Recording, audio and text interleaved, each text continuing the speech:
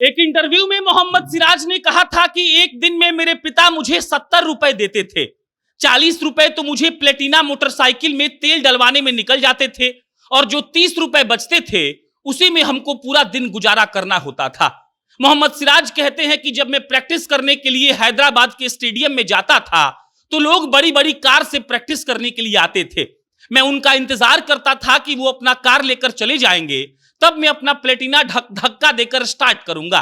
और मोहम्मद सिराज उसके बाद कहते हैं कि मुझे वो लोग अच्छी नजर से नहीं देखते थे। एक और किस्सा सुनिए। मोहम्मद सिराज जब एक बार खेलने गए तो उन्होंने 9 विकेट लिया, उनको इनाम में 500 रुपए मिला। 500 रुपए पाकर सिराज बहुत खुश हुए और घर जाकर उन्होंने उस 500 रुपए में से 300 रुपया अपनी मां के हाथों में थमा दिया। यह उस मोहम्मद सिराज की कहानी है जिस मोहम्मद सिराज के बारे में आज मीडिया बहुत खबरें चलाएगा। हम मोहम्मद सिराज की कहानी को 2017 से फॉलो कर रहे हैं।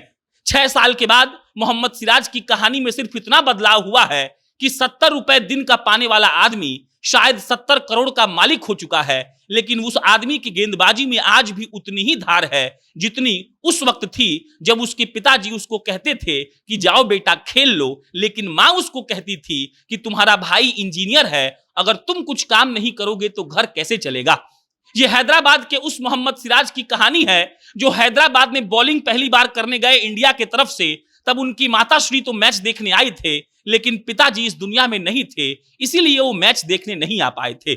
यह उस मोहम्मद सिराज की कहानी है जिस मोहम्मद सिराज ने आज एशिया कप के फाइनल में महज 16 गेंदों में 5 विकेट झटक लिया और पूरे मैच में 6 विकेट लेकर भारत को भारत की झोली में उन्होंने जीत डाल दिया। मोहम्मद सिराज हैदराबाद में 1992 में पैदा हुए थे।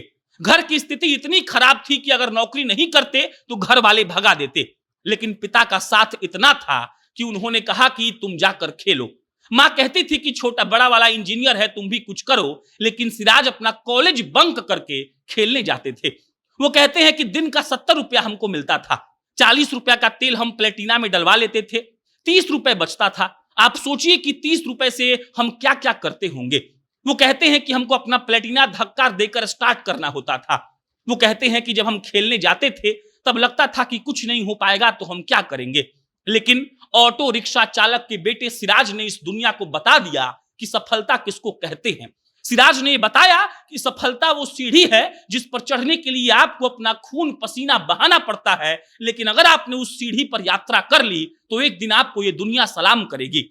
सिराज के बारे में कहानी बताते वक्त मेरे रोंगटे खड़े हो रहे हैं, इसीलिए क्योंकि मिडिल क्लास लड़का जब बहुत ऊंचाई पर चला जाता है तो लगता है कि कोई अपना वहां पहुंच गया है। सिराज का नाम आज विश्व भर की मीडिया ले रही है। सिराज का नाम कल से लगभग 10 दिनों तक मीडिया में तैरेगा, इसीलिए क्योंकि सिराज ने ऐसा कुछ किया है जिस पर बात होनी चाहिए और जिस पर बात होगी। मोहम्मद सिराज की कहानी आप तक पहुंचानी इसलिए जरूरी है क्योंकि आपको इस बात का आत्मविश्वास मिले कि प्लेटिना मोटरसाइकिल पर बैठकर एक आदमी 100 करोड़ का नेटवर्थ कमा सकता है, बशर्ते उसको अपने हुनर पर विश्वास हो। सिराज की कहानी आप तक पहुंचानी इसलिए जरूरी है क्योंकि उनके पिता जो ऑटो चलाते थे उनको अपने बेटा पर विश्वास था कि मेरा बेटा एक दिन दुनिया में नाम कमाएगा। सिराज की कहानी आप तक पहुंचानी इसलिए जरूरी है क्योंकि उनकी मां जब आईपीएल में और इंडियन मैच देखने के लिए उनको जाती होंगी तो उनको फक्र होता होगा कि मेरा बेटा आज वो सपना पूरा कर दिया जिसकी बातें वो कभी कहा करता था। सिराज आज विश्व भर में छा गए हैं, सिराज सबके दिलों पर राज कर रहे हैं और सिराज आज वाकई में मियां भाई की डेयरिंग और मियां भाई का दिमाग दिखा चुके हैं। धन्यवाद।